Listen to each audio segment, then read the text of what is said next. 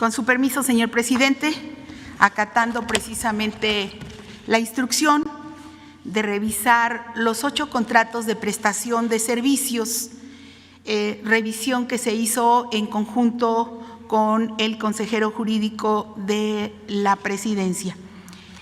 Decir, en primer lugar, que existen 8, como ustedes saben, 8 centros penales en Sonora, uno en Guanajuato, otro en Oaxaca, en Durango, en Chiapas, el femenil de Morelos, en Michoacán y en Guanajuato. Estos 8 centros tienen un convenio con el gobierno que fue suscrito en 7 de ellos el 27 de diciembre de 2010, en tanto que el de Oaxaca fue suscrito el 18 de marzo de 2011. Aquí están los proveedores originales y el nombre de las empresas de los proveedores actuales, precisamente sobre estos servicios, estos contratos de prestación de servicios. En aquel momento, los contratos fueron suscritos por Gonzalo Villarreal Guerra, entonces coordinador general de Centros Federales, por Arturo Sosa, director general de Administración, precisamente en la coordinación general de estos centros federales, y por Marco Antonio Villarreal, exdirector de adquisiciones de la misma dependencia. La firma de estos convenios tuvieron lugar en la época del entonces presidente de la República, Felipe Calderón Hinojosa, cuando el secretario de Seguridad Federal era Genaro García Luna. Decir que de estos centros penitenciarios, actualmente la capacidad en el caso de Sonora es de 78%, con 1,975 PPLs, personas privadas de la libertad. En el caso del penal de Guanajuato está ocupado a un 76% con 1,912 PPLs, en tanto que el caso de Oaxaca tiene una ocupación del 59% con 1,493 PPLs, así como Durango 72%, Chiapas 52%, el femenil de Morelos el 32% de ocupación, el 48% en el caso de Michoacán y el 69% en el caso de Coahuila. Decir que estos son datos al 11 de enero del 2021 y que esto corresponde a 12,284 total en estos 8 centros privados de todo el país, que forman parte o que están albergados en estos centros penitenciarios privados. Aquí enseguida mostramos la lámina del gasto anual que se está pagando precisamente en estos últimos 9 años, un total de 75,661 millones de pesos, y es correspondiente solamente al 36% del pago total. Aún hay un monto pendiente por pagar en los años siguientes de 190,638 millones de pesos, que corresponderá hasta, en algunos penales, hasta el 2032 y en otros hasta el 2036 o 2037. Así se hace un costo total proyectado a 20 años, es aproximado de 266,300 millones de pesos. Esto significa que será tomado en cuenta pues los índices de precios que se manejan para los siguientes años. Por ejemplo, el gasto de 2020 es alto el porcentaje que se tiene que pagar a estos centros penitenciarios privados. de un total de 22.776 millones que ejerce PIRS en 2020, el 68.3 fue para pagar a las empresas privadas. ¿Cuánto se pagó en 2020? Un total de 15.562 millones de pesos. Así también decir que en este siguiente cuadro está el gasto por PPL en centros penitenciarios privados en 2020. Por ejemplo, Sonora tiene un total pagado a 2020 a empresas privadas de 1.819 millones de pesos y de un total en ese penal de 1.975 personas privadas de la libertad, y cada uno de ellos se gasta 921.102 pesos en un gasto por PPL al mes de 76.758 y un gasto por PPL al día de 2.558. Voy a poner el ejemplo del femenil de Morelos. También de estos 8 centros elegí 2. El 1.867 millones se tienen que pagar al año, en el cual hay albergadas 899 personas privadas de su libertad y tienen un costo por PPL al año de 2.308.000 pesos. Y esto corresponde a 192.000 pesos al mes y 6.411 se paga por cada una de ellas al día. Les doy el ejemplo porque precisamente pues mi origen es de los últimos es el gobierno de la Ciudad de México. Aproximadamente ahí no se paga más que un promedio de 500 pesos en los penales que maneja el gobierno de la Ciudad de México. Les voy a dar ahora el total. En total de los, reitero, del gasto en centros penitenciarios privados en 2020 fue de 15.562 millones de pesos por 12.284 PPLs en prisiones federales privadas, y el gasto por PPL al año promedio es de 1.375.064 pesos, y el gasto por preso, por interno al mes es de 114.588, y el gasto por PPL al día es de 3.819 pesos al día. Quiero decir que reitero que en la Ciudad de México el promedio es de 500 pesos. Ahora le doy la palabra al consejero jurídico, por favor.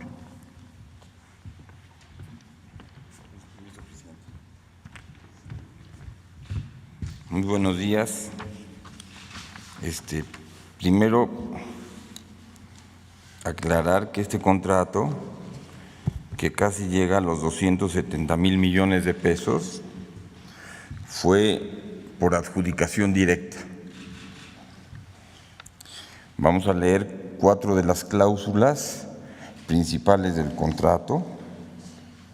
La cláusula segunda del contrato dice: la responsabilidad en la operación y seguridad de cada centro penitenciario es de PIRS, de la Secretaría de Seguridad Pública. Es decir, la empresa o desarrolladora solo brindará las condiciones materiales, tecnológicas y algunos servicios auxiliares. La cláusula tercera dice: los pagos serán realizados por PIRS desde la fecha de inicio y hasta la fecha de terminación del contrato. Esto es, aunque no haya internos, se tiene que pagar el 100% del pago como si estuviera lleno el reclusorio. Cláusula cuarta, la vigencia del contrato será de 22 años y la etapa de prestación del servicio no será menor de 20 años, salvo en caso de rescisión o terminación anticipada del contrato. Y la cláusula novena del contrato dice: los contratos establecen que el inmueble y sus instalaciones, concluida la vigencia, son propiedad del proveedor, no del gobierno, o bien podrán ser objetos de un nuevo contrato. Esto es, a los 20 años o 22 en su caso, se termina el contrato y siguen siendo propiedad del particular. Los servicios que se estipulan que son a cargo del contratista son la adquisición del terreno, el equipamiento, el desarrollo de la infraestructura, el diseño del proyecto, así como el pago de la conservación, el mantenimiento de las instalaciones y equipo de laboratorio, la limpieza, la jardinería, la alimentación, la dotación de uniformes y artículos de higiene personal a los internos durante la vigencia del contrato. Eso es lo que pone el proveedor, y reiterar, todo esto fue por adjudicación directa. Es todo, señor presidente. Bueno, pues esto es lo que queríamos informarle al pueblo de México. ¿Qué se va a hacer en el caso de los reclusorios? Porque es la pregunta. Decirles que hay una denuncia presentada en la Fiscalía General que tiene que ver con la situación del señor García Luna, pero he dado instrucciones al consejero jurídico para que se actúe en dos vertientes: que se hable con los proveedores de estos servicios para que se llegue a un acuerdo.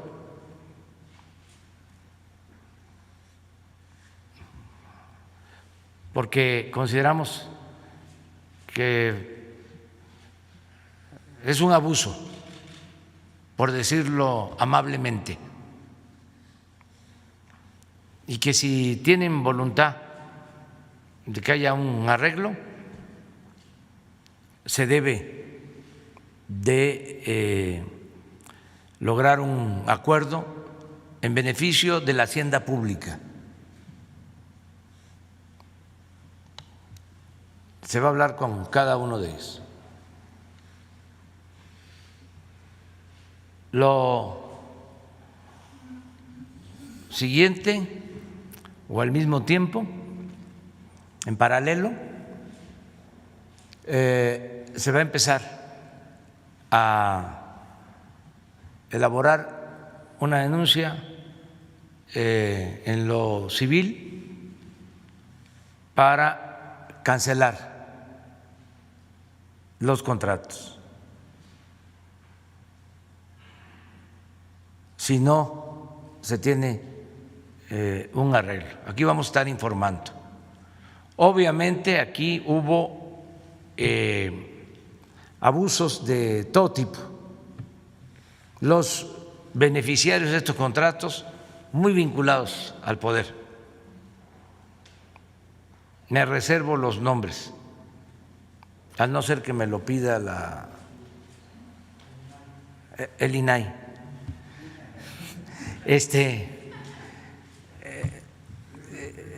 Pero son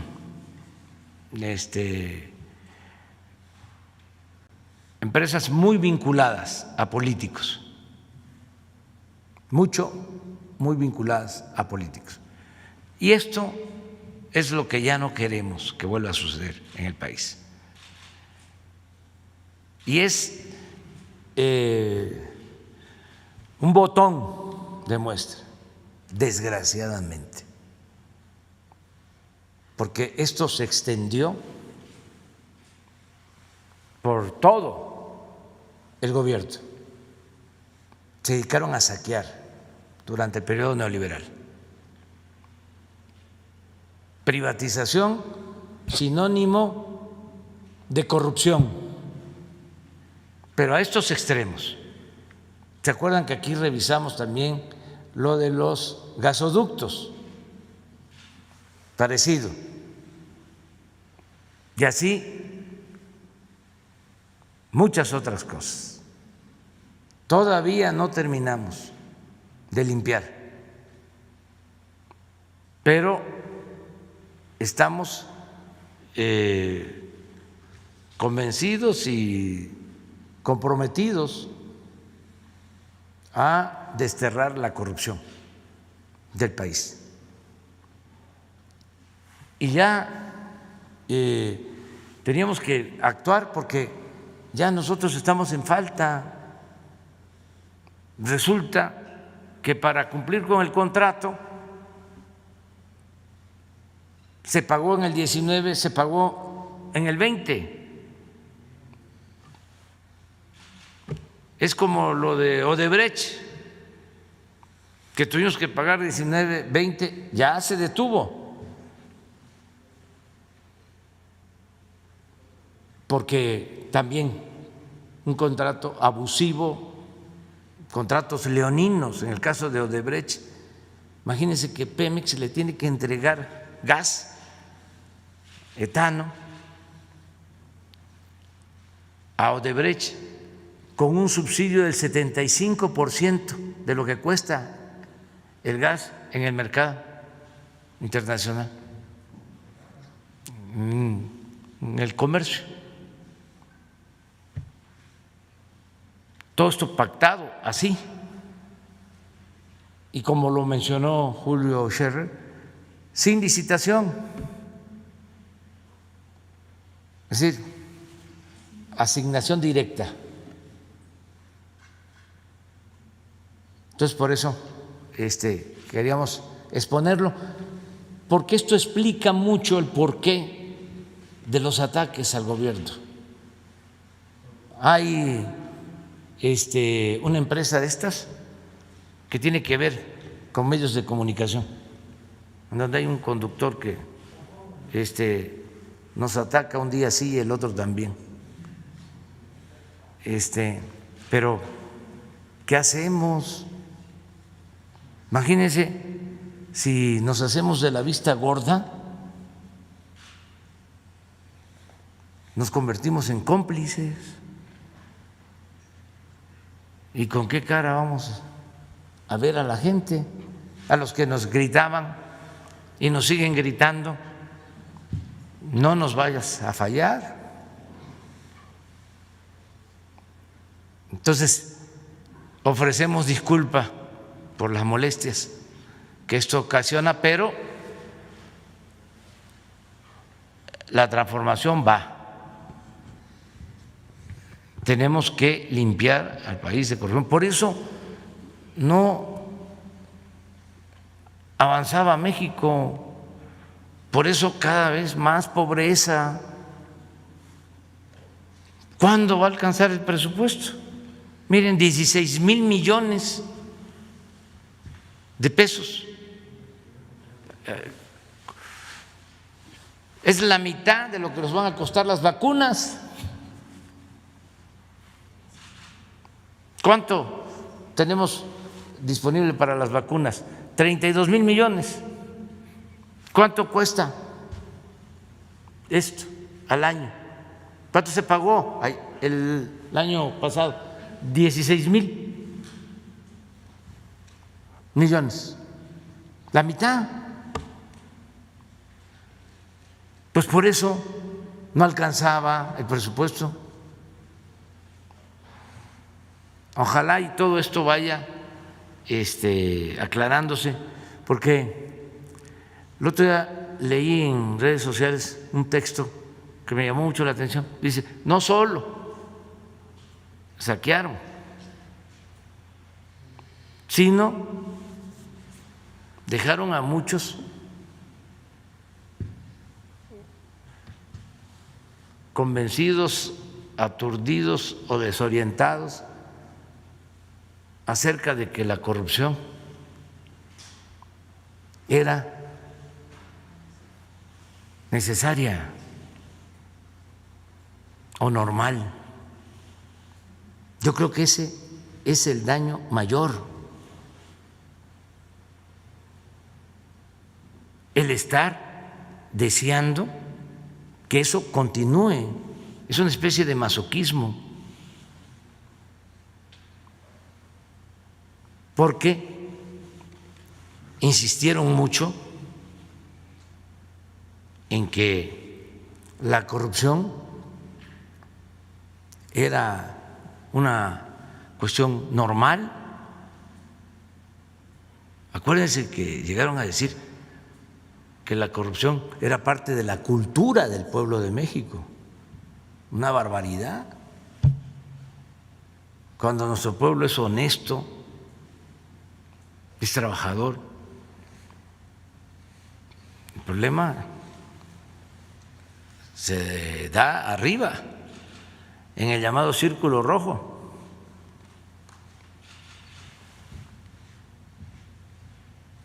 Entonces, por eso decidimos informarle a los ciudadanos y vamos a seguirles informando de cómo va el trámite y cuánto vamos a ahorrarnos